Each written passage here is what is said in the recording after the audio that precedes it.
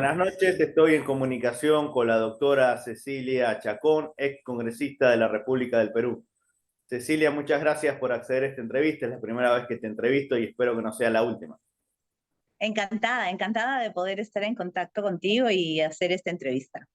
Tú eres una líder del Fujimorismo. ¿Qué nos puedes decir de la posición de Fuerza Popular del Fujimorismo en este adelanto de elecciones que aparentemente, si bien falta el voto de otra legislatura, va a ser en abril del 2024? Bueno, el Fujimorismo desde la primera votación, no solamente a través de las palabras, sino a través de los hechos, a diferencia, por ejemplo, de la izquierda y de muchos otros congresistas, votó a favor del adelanto de elecciones para diciembre del próximo año. Lamentablemente, esta votación no prosperó, pero lo votó además en bloque, como siempre lo hacemos dentro de Fuerza Popular, que es un partido estructurado, disciplinado, que tiene ya muchos años. Y en la segunda oportunidad, cuando se cambió la fecha también para abril, efectivamente votamos a favor. Yo creo que era la única medida que podía haber, ya Keiko, nuestra lideresa, se había pronunciado con anterioridad diciendo de que la estabilidad del país pues era lo más importante y si se tenían que ir todos, pues que se vayan todos, ¿no? Y creo que una vez más Fuerza Popular ha demostrado en los hechos lo que decimos y los discursos que hacemos a través de nuestra lideresa. ¿Quién va a ser el candidato de Fuerza Popular? Mira, Keiko Fujimori ha dicho y dijo ya hace un tiempo que de haber adelanto de elecciones, ella no postularía por Fuerza Popular. Personalmente, tengo que confesarte que eso no es mucho de mi agrado, pero respetamos su decisión. Yo creo que ella es la mejor candidata. Ha llegado a segunda vuelta en esta última oportunidad. Yo sigo creyendo que ha habido fraude electoral y en la anterior elección también hubieron muchas irregularidades. Entonces, definitivamente ella es una mujer con mucho liderazgo, pero sobre todo muy, muy preparada. Pero ella ha tomado esa decisión que nosotros, así no nos guste, respetamos. Aún no sabemos quién va a ser el candidato de Fuerza Popular, pero definitivamente vamos a tener uno, como siempre lo hemos hecho en los últimos años. ¿Qué opinas que algunos sectores de izquierda le echan la culpa de todos los males al Fujimorismo? O algunos llegan a decir el aprofujimorismo. Bueno, yo creo que acá hay un tema básicamente de intereses, ¿no? La gente de izquierda y los caviares se han hecho millonarios, muchos de ellos a través del Fujimorismo y persiguiendo el Fujimorismo. Por lo tanto, han educado a sus hijos y han comprado sus casas, ¿no? Teniendo al antifujimorismo como un negocio. Para ellos eso es lo que es y literalmente no viven, si, no comen si es que no hablan del fujimorismo. Pero muchos partidos políticos han pensado, desde que yo estoy en la política, desde la primera vez que salí congresista en el 2006, siempre se dice de que el fujimorismo no va a pasar la valla, que el fujimorismo va a desaparecer, y mira tú, han desaparecido todos los demás menos el fujimorismo. Menos el Fujimorismo y Acción Popular.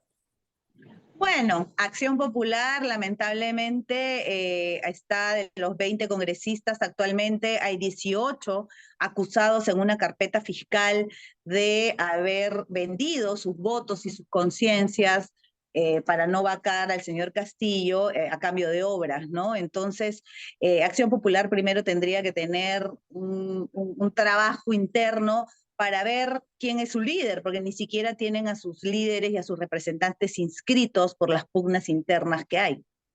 Se puede decir que uno de los hombres más honorables de la política peruana es el expresidente constitucional Manuel Merino.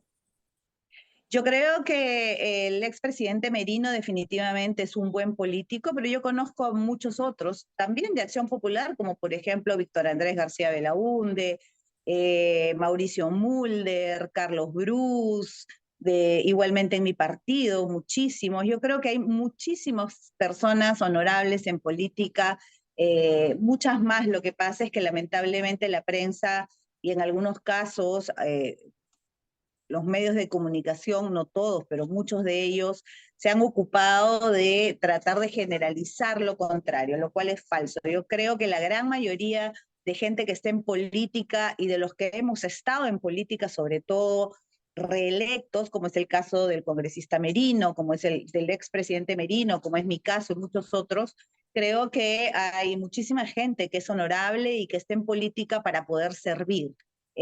Definitivamente el caso del expresidente Merino es uno de ellos, pero así como en el caso de él también hay muchos otros, de diferentes partidos además, ¿Qué no nos solo del puedes mío. decir de otra contradicción, quizás hasta perversa, de la izquierda peruana, que dicen que hubo racismo y discriminación contra Pedro Castillo y actualmente están siendo muy violentos contra Dina Boluarte, que también procede de la sierra? Es más, si se quiere, es más representativa de la población serrana la doctora Boluarte, la presidenta constitucional, que habla muy bien quechua, a diferencia de Castillo, que no hablaba ningún el lenguaje prehispano. Mira, yo he sido 3 veces parlamentaria, he tenido la suerte y el honor de representar 2 veces a Cajamarca, región de donde es el expresidente Castillo, y una vez por Lima. Y en Cajamarca no se habla quechua. En Cajamarca hay un solo distrito en Cajamarca donde se habla quechua. Por lo tanto, el hablar quechua no te hace ni más ni menos peruano, ni más ni menos indígena. Hay muchos lugares de la sierra donde la gente no habla quechua. Yo creo que decir que hay discriminación en el país es absurdo. Hemos tenido un presidente de la sierra que ha competido con una descendiente peruano de japonés, hemos tenido un presidente descendiente de europeos, y hemos tenido a Toledo, que se decía que era un cholo sano y sagrado. En fin, el Perú es un país de todas las sangres, todos en su gran mayoría. Yo me atrevería a decir que el 90%, si no es más, somos mestizos y tenemos sangre chola, mucho orgullo. Entonces, tratar de decir que eres mejor o peor porque eres de tal o cual color o vives en tal o cual sitio o eres hombre o eres mujer es absurdo. Todos somos igualmente peruanos, el que tiene los ojos oscuros, el que tiene los ojos azules, el que habla quechua, el que habla aymara, el que habla solamente español, en fin, todos somos exactamente iguales, y eso es lo que quiere hacer la izquierda, y ese siempre ha sido el discurso de la izquierda, tratar de separarnos. Y tú lo puedes ver en los discursos que han habido en los últimos años, los de Miraflores contra los de San Juan del Urigancho, o los de Lima en contra de los de la selva o de los de la sierra, el blanco, el cholo, Y el que aparte tiene plata, el que no recordemos la tiene. que por la integración, Fuerza Popular tiene y tuvo históricamente congresistas afroperuanos que la izquierda no tuvo.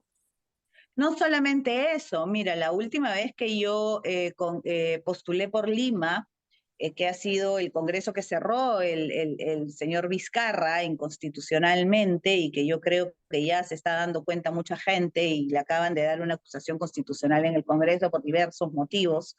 Este, en esa lista, mucho antes que existieran las cuotas de género y existieran las alternancias y las paridades, que es una agenda globalista que yo no sé por qué muchas veces nos dejamos llevar de las narices, éramos más mujeres que hombres, y donde de los primeros 10 cupos para el Congreso a Lima, 6 éramos mujeres en esos 10. Por lo tanto, yo creo que los partidos políticos tienen que, una vez más, actuar con, o sea, demostrar con acciones y no con discursos que realmente creen en que las mujeres somos capaces, o que las personas de las diferentes razas somos capaces, porque la izquierda lo dice, pero no lo hace, ¿no? Ellos son los que hacen las leyes, pero antes de las leyes ellos no hacen lo que tanto alardean, ¿no? Y en el caso de los afroperuanos,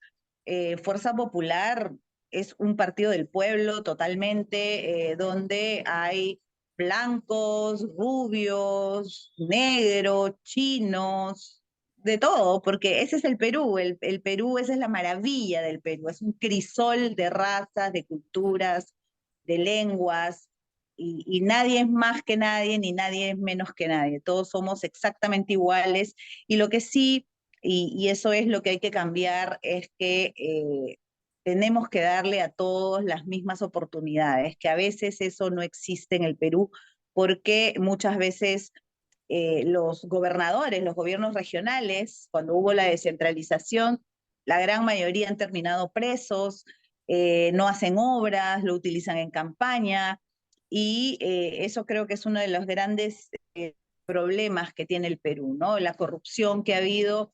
Claro, hablan del gobierno central y etcétera, pero en realidad, si tú ves el tema de los gobiernos regionales, ha sido en su gran mayoría terrible. ¿Cómo es la salud del presidente Fujimori?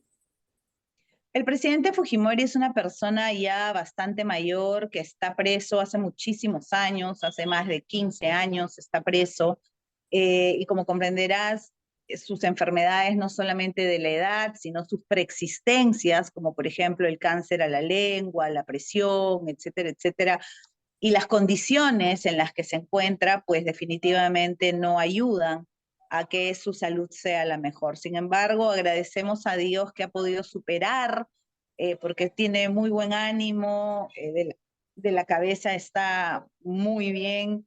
Y bueno, yo creo que es el cariño y la gratitud que le tienen millones de peruanos lo que lo mantiene de alguna manera estable en estos momentos. La última pregunta, ¿cómo analizas el primer mes de gestión de la presidenta constitucional del Perú, la doctora Dina Boluarte Segarra? Mira, yo creo que en estos momentos, más allá de que nos guste o no nos guste, la presidenta Boluarte es la presidenta constitucional porque así lo decía la Constitución, ¿no? Valga la redundancia, cosa que no respetaron, por ejemplo, con el presidente Merino, lo cual fue totalmente absurdo. Una vez más, esta jugada caviar, que creo que cada vez están perdiendo más fuerza porque la población se va dando cuenta. Creo que todos los partidos democráticos de centro, de derecha, debemos apoyar a que la señora Dina Boluarte pueda llegar hasta cuando se convoquen a nuevas elecciones. Tenemos que apoyarla y tenemos que trabajar. El primer gran objetivo es estabilizar el país en el sentido de seguridad, de las marchas, etcétera, etcétera, que creo que lo ha manejado bastante bien. Yo lamento muchísimo las muertes que han habido, no importa de qué lado vengan, toda muerte es terrible, ¿no? Han muerto niños en las carreteras porque estos vándalos las tenían bloqueadas, han muerto pobladores, etcétera, etcétera, y se Han tendrá que ver herido a investigar. policías. Así es, han herido a muchos policías, pero lamentablemente estamos en un momento de emergencia, y el que quiere protestar tiene todo el derecho de protestar de manera pacífica, pero aquel que genera caos, que genera muerte, que cuelga perros, como en la época del terrorismo, esto ha estado totalmente coordinado, han ido a las centrales hidroeléctricas, han ido a lugares estratégicos, porque había ya todo un tema con anterioridad. Y definitivamente en los que hemos vivido el terrorismo, y esto me enorgullece enormemente porque yo estoy muy orgullosa, no solamente de mis Fuerzas Armadas y Policía Nacional, que creo que están logrando el reconocimiento que por tantos años les fue esquivo, a pesar que fueron victoriosos en la lucha contra el terrorismo, sino que la misma población se ha puesto de pie Y y ha dicho disculpa, que basta también ya. lograron la paz definitiva con el Ecuador, las Fuerzas Armadas del Perú. Sí, Esto no es un así es, dato se menor, firmó. este año se cumplen 25 años de la firma de paz. Así es, yo como hija de militar he vivido muy de cerca varios conflictos con el Ecuador. Mi padre estuvo en los conflictos del Falso Paquilla, etcétera, etcétera. Estuvo también cuando se firmó la paz, estaba en la zona de Iquitos, él sobrevolaba las zonas enemigas, en fin. Hay historias que una como hija militar lo vive todavía peor porque no sabía si su padre regresaba o no regresaba de la guerra, ¿no? Y eso es algo que lamentablemente muchos han olvidado o no lo saben muy de cerca. Pero como te decía, yo creo que en este caso la población ha dicho basta ya, no vamos a permitir terrorismo, no vamos a permitir que esa paz que tanto nos costó, que tanta sangre se derramó, que nos llevó la paz, la tranquilidad a seres queridos, vuelva a nuestro país. El Perú ha demostrado al mundo entero, sobre todo a esta Latinoamérica, en muchos casos tomada por la izquierda, que los peruanos no nos vamos a dejar, que terrorismo nunca más y que no vamos a permitir que hagan suyo nuevamente un país tan maravilloso como el nuestro. Y por supuesto, le decimos al señor Evo Morales que aquí no lo queremos, y mira tú la incoherencia, ¿no? A la ex presidenta Janine Áñez y al gobernador de Santa Cruz los están acusando justamente porque dicen ellos, han asusado la violencia, etcétera, etcétera, no han cumplido con sus funciones, de alguna manera han querido separar el territorio boliviano y el señor Evo Morales viene a Perú, un país que no es el suyo, a querer hacer exactamente lo mismo. Ya hay una acusación contra el señor Evo Morales, el gobierno está evaluando declararlo persona no grata, pero además también acusarlo y amparado en el artículo 325 del Código Penal que dice claramente que puede tener una pena no menor de 15 años, La justamente denuncia que por, presentó el almirante Montoya, el congresista de la así, República por Renovación Popular. sí, pero además de eso también la misma fiscalía debería denunciarlo porque existe efectivamente un artículo que te lo leo a la letra, ¿no? Someter la República en todo o en parte a la dominación extranjera o para hacer independiente una parte de la misma, cosa que claramente está tratando de hacer este señor